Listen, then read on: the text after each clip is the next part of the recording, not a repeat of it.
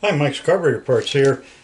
I'm going to do several videos on this Autolite 4300 4-barrel carburetor. We'll include one on rebuilding it, taking it apart, rebuilding. First, I want to point out a few things of what some of the things are called. This is the air horn. This is where your air comes in. The air filter's right here. This is the idle compensator valve, and what this does is when a car overheats or gets hot, like it come to a stop, the gas can start boiling from the heat. So what this does is opens up a vent to the bowl, a little more air. That's typically for cars with air conditioning, which is probably most cars that have this. This came out right around 1968.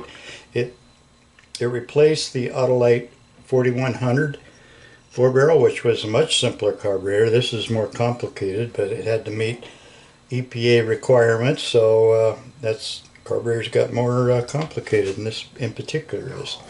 All right, so this is your primary side, and this is your secondary side. You got venturis down here. That's your primary venturis. That's your secondary venturis. Now the venturis is where the gas comes in. Now if you see gas leaking through those venturis at idle or right after your engine shut off, you've got a problem with possibly a vent.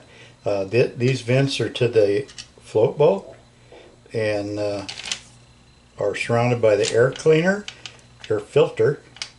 So if you have a dirty air filter, these vents will be, the airflow will be restricted and cause a vacuum pulling gas out of your float bowl. So that's something to watch out for. There's other things like the primary discharge, the check valve might not be seating, the gas tank might not be vented, etc. Okay, so this is your choke plate. Obviously when it's closed, it's going to restrict the airflow.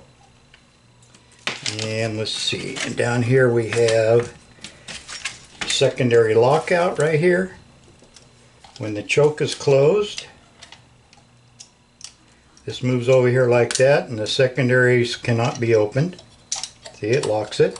The reason for this is when the engine is cold and you press on the gas, you don't want the secondaries open because the engine is cold and the engine needs more fuel than it does air at that point. So that's the lockout. And we'll talk more about the secondary later. This is your choke housing, and this is your hot air fitting. This goes down to the manifold, and it through vacuum from the carburetor feeds inside here. It sucks in hot air from the manifold and heats up the thermostat. So that's what opens up the thermostat. This is your main body. This is your throttle body. Okay. Let's see, what else do we have here? Choke housing, bull. Okay. That's pretty much it.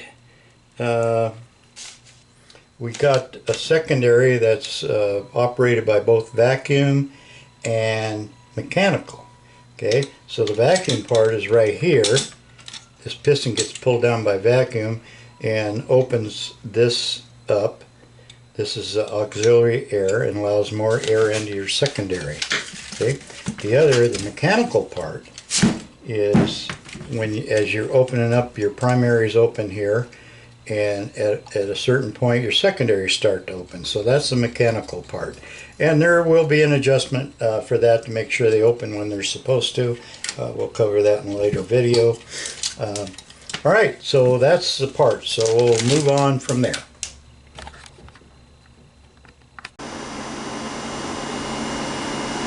Okay, so we're going to take this 4300 apart so that we can get it clean and get it rebuilt.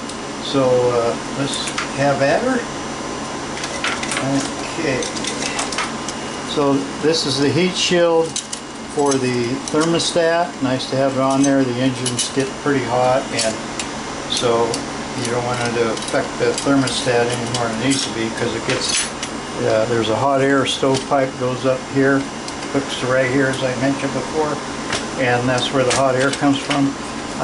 We do have electronic conversion kits for these, which does away with all that stovepipe stuff because I don't think you can buy them anymore. Alright, so this one here, I already took the clip out. This has a little C-clip in it. Very small little guy. Right here. Let's see, just for grins. I was going to measure it a while ago and forgot about it. I got to make sure we have them in stock. So it's got a not quite an 1/8 inch opening here. Okay, so that clip goes right here. There's a clip at the bottom that I took off. So take this off, take it out of there like so.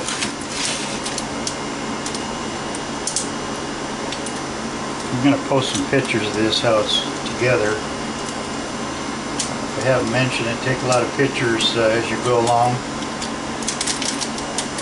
in case you forget how it goes together, which happens to me all the time. Alright, we'll get this when we pull the top off. Alright, so the other thing is, this is the auxiliary valve stuff here. I'm going to take the pin out here, like so, and leave it all together, like that. Okay, that stays in, and remember that'll have to be put through here as you put the top on. Let's go ahead and take the idle compensator off, and as I mentioned, the engine gets hot when you come to a stop. Keep the gas from boiling. This thing opens up and allows a little bit of air into the float ball. In particular, it's used on air-conditioned cars. And I got most of these screws apart, or loose, I should say. Take this out. And let's see, it's tight still.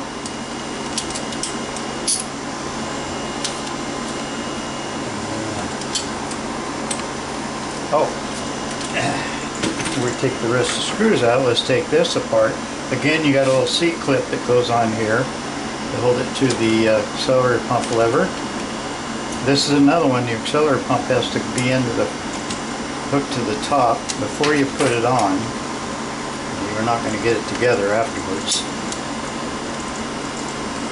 Okay, the rod comes out of there. At least it should. Oh, this one here, I'm sorry. I forgot. This little spring right here, kind of a helper return spring. One end of it goes through the hole here, and that's what keeps that together. And I already took that apart, so it's like the throttle return spring. There happens to be two of them on this. Okay, so there we go. Got that off. Take that off like that. Alright. We can leave this on temporarily. Get all the screws loose. Let's see here. I should have a magnetic screwdriver. It would help a lot on this. Yeah.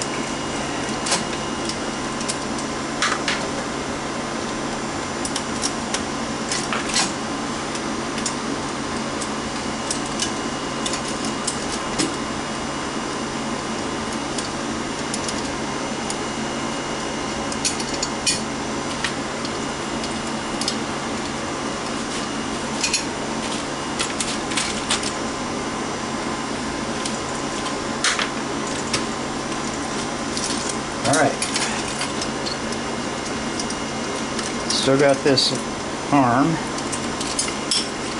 hooked on. Should have fished it out. Let's go ahead and put this back on here. See if we can fished out. Unhooked at the bottom.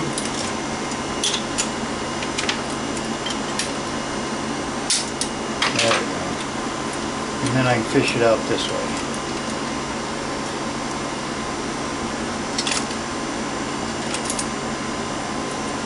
Just like so. Okay, these aren't the simplest carburetors to take apart. Alright. So, now all the screws fall out. Okay, good enough. I want it. So, here's your accelerator pump, and when you put it back together, it's going to stay there. This also will be in here with this return spring. And we're working on finding what we can use for return spring on these. We'll have them made if we have to. So we'll take the pump out, lay it there. I believe we sell this pump all in one piece. Okay, put that over there. And here's the float and the float pin. We do have these float pins. Check it carefully for anywhere. These floats are not reproduced anymore. Haven't been for quite a few years. We tried to duplicate them, and the best we could do, we made them out of plastic. And but people, they want to horse everything around, and these things tend to break loose right here where they go in, and with the plastic, it makes them leak. So we took them offline, and then we put them back with no warranty. We do have some of these floats. They're plastic, no warranty. You're going to have to figure out, test them, see if they leak.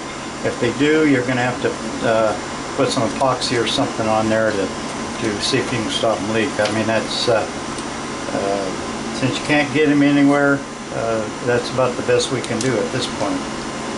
Okay, so let's take out the check ball, and there's a spring down in here. Let's see, get a hook. See if this hook screwdriver works. A little retainer spring. I don't know if these are available. I don't think so. But I will check on that too. That holds that check ball in. So here we go with the check ball.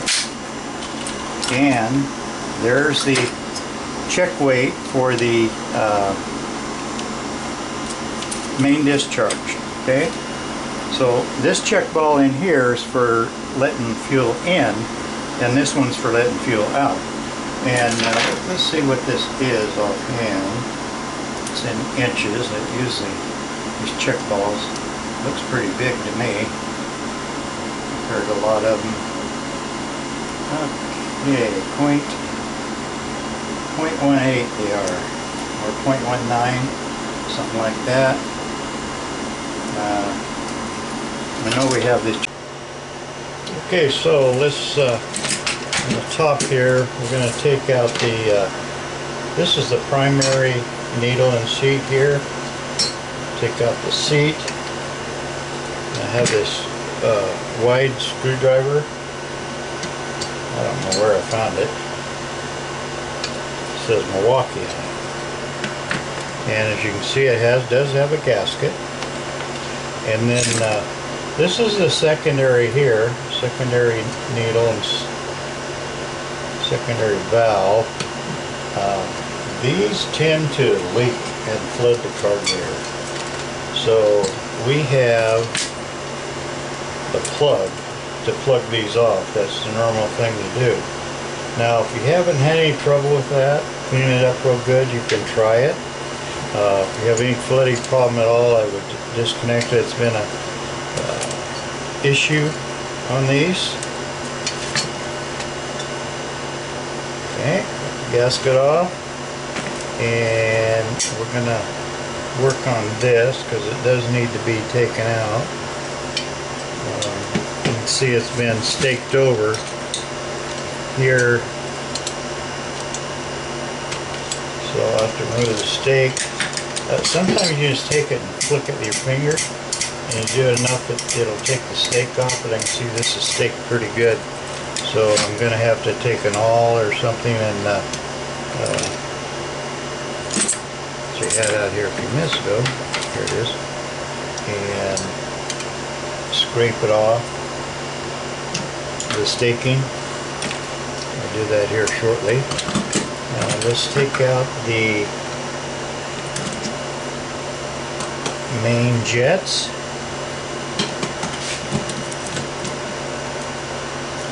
Need a nice wide screwdriver so you don't damage them. Frankly, if the edges are damaged a little bit, I don't think it hurts them. The fuel comes in the center, so as long as the center is not messed up, it should be fine. Now, these are Motorcraft jets. Generally, the size is printed on it. I see it right here. Print stamped right on the top. Let's see if I can see it. Not so far. That's one of them. Let's get this one and see if it's any better.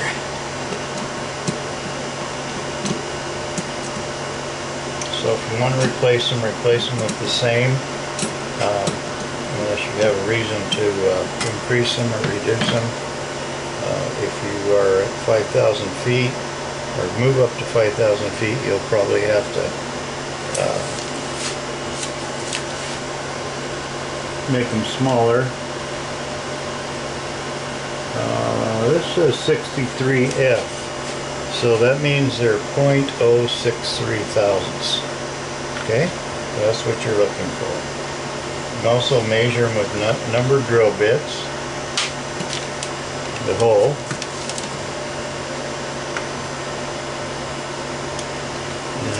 Okay, I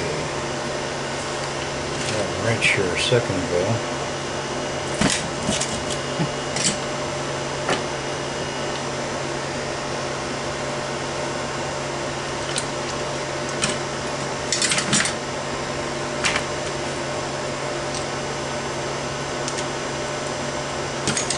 So what we have here for the power valve is 3/8. So we got a nice 3/8 deep socket.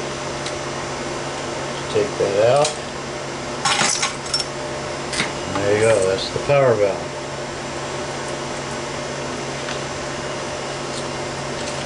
Okay, oh, one thing we got here.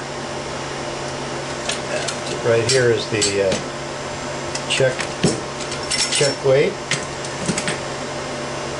and what that does, that's for the when you press down the accelerator pump, it pumps fuel out through the through here, and that check weight, it closes it off so that when you're idling, it doesn't suck fuel into the intake. If you see that happening, you know you got a problem. It could be the check weight.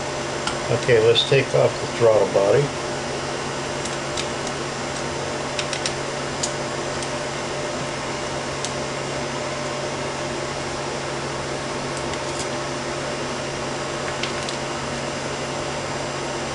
Look like the same size as the bolt screws, so mixing them up won't hurt.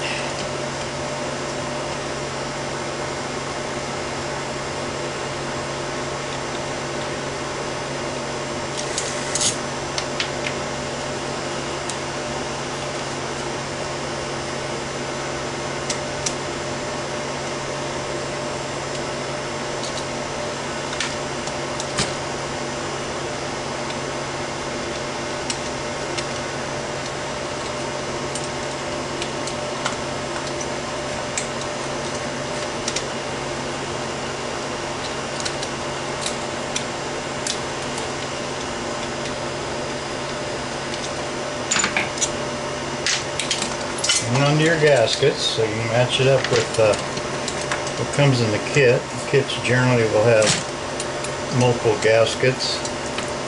We're done with the bowl, no reason to take that off. Done with that for now.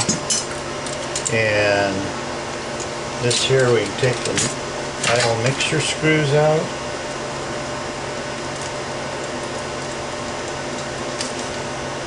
You want to inspect them. Make sure there's no ridges in it.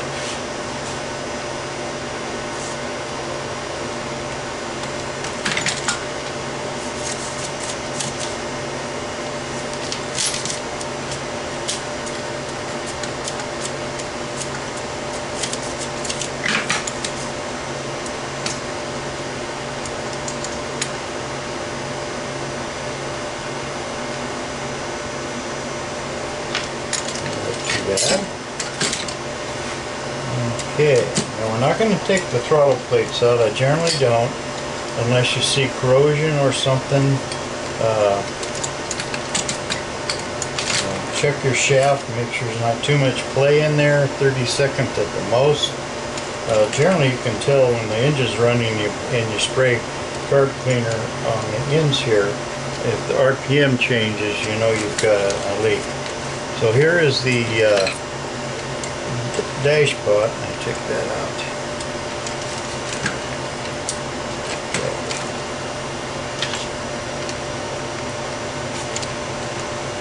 Obviously this dash pot's kaput. We have a universal dash pot you can replace this with, and you can see it's got a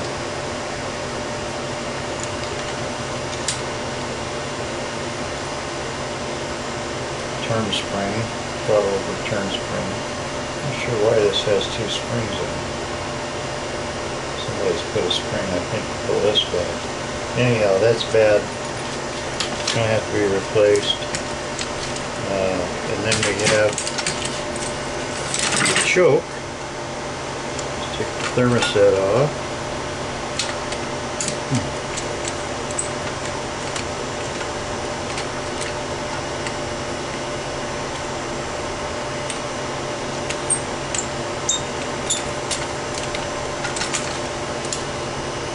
Some of these 4300s have the hot air pipe going into the center, where this one has it over here on the side of the housing.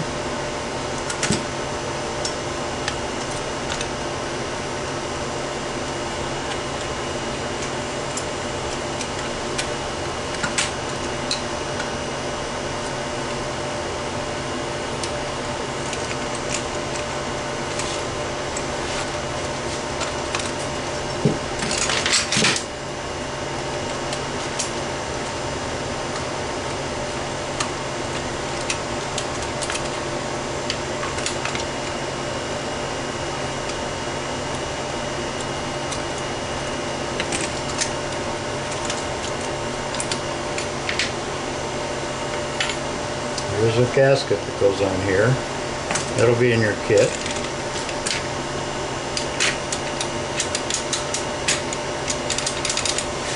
Okay.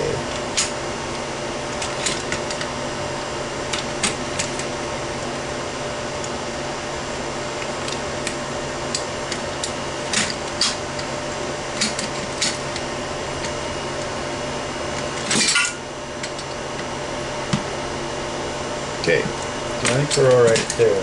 So, I need to work on this here, the power piston, and I will scrape that off camera so we don't take up all your time and come back to you. Okay, last thing we want to take out is the power piston right here. It goes up and down with this spring. Has to be very loose, so I suggest you take it out to clean it. Now what I did was I took a Dremel tool, because this was staked originally from the factory and was staked pretty good in 3 spots, so I ground them down a little bit, least amount as I could. Do not try to pull this out or bend it or anything. It will break and you won't find another one. So what you do, grind it a little bit and then take it and flick it like this with your finger, and what that does, it'll eventually, see, it'll eventually break that staking and pop out, and there's no spring under it, and I can see how dirty it is there, so it's definitely going to need a cleaning. I would run this through the buffer, I guess, make sure the spring and everything's all together, and there you go. So we got it apart. So the next thing we're going to do is clean it, and what I use is, excuse me, I use Kim Dip carburetor cleaner, which you can find at any parts store. I like it. It comes with this little basket. This carburetor is too big to fit in it, the can, like the smaller ones can, so you need to find you a can big enough for this to fit in. Don't put any plastic parts in it. This rubber part was okay because we're going to replace it anyway. So the other thing you need to do is take some crocus cloth, which is available on our website, and polish up the accelerator pump well. Just take it in here like so.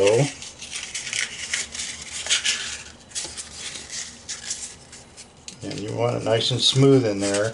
Just run it around like this until it's until you got it polished. Takes all that ethanol residue out of it. Okay, it's not going to wind up like I want it to. I got too big of a piece. That's okay.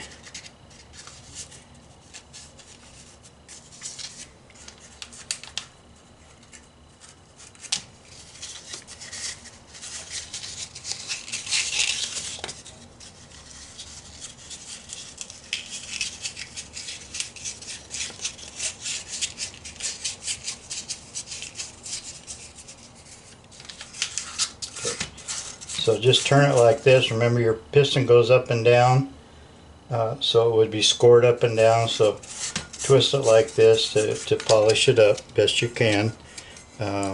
These 4300s, they're a little rough down at the bottom. That's okay. You're just taking the residue off mostly. And then you can take a brush set like we have here, little nylon brushes, and go through all of the tubes, all of the passages ways, and clean them out so that nothing's left in there. Okay, that'll help a lot. All right, so you got passages all over. I'll do a video on what all the passages are separately from this. So that pretty much covers taking it apart. We'll clean it, then we'll put it back together. I'll do another video on putting it back together. Okay? So we are getting some springs made for this.